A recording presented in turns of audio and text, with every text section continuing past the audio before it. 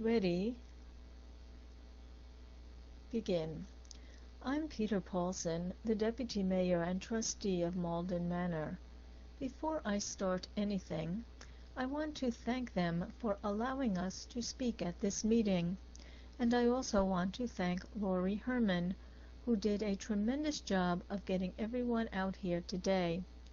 I don't know why, but we received an extremely short notice, and the newspapers also were not notified, but we did get enough people out to talk about the Malden Power Pipeline.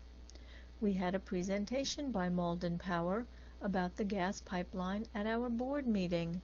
They did a nice presentation. They showed how they restored the park areas.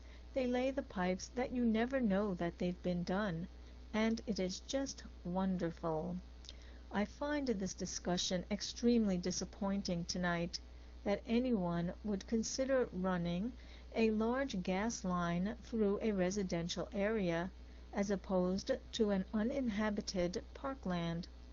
I have resided in this vicinity my entire life. I cannot understand how Malden Park, opposite the golf course, an area that has been used for the disposal of stolen cars, washing machines, refrigerators, tires, rubbish, and an occasional body, suddenly needs to be protected from any sort of disturbance.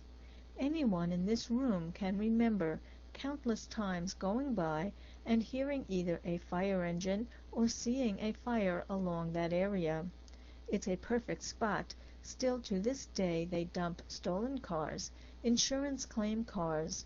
It is not a pristine park. I'd love to know where all of the environmental concerns were when this park was being used for a dumping ground. Malden Power has demonstrated how, once the pipeline is laid, they restore the park areas. Most of the time they restore it better than it originally was. If the concern is about wildlife, it should be noted only a small portion of the park will be disturbed. They do not rip up the entire park area. It is a very small area, and it will be completely restored. It is funny to see anyone who is going to place the service of a parkland over the safety of the residents of Malden Manor. I'm sure everyone is aware that just a few weeks ago in New Mexico there was a pipeline disaster in a campground. The report from the news was that in the pipeline disaster 12 people were incinerated, 6 at the park, and others died in the hospital.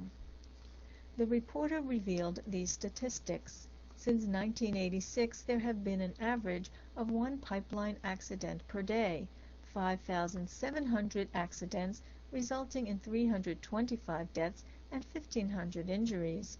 The government agency responsible for the inspections of the pipeline admits that they are many, many years behind in doing their inspections. I ask the review board to remove the village of Malden Manor as a route for this pipeline. It seems strange to put a pipeline under residential streets which are repeatedly, and we all know that, we pave the streets, and a few days later Malden Electric will come to rip it up to do some work.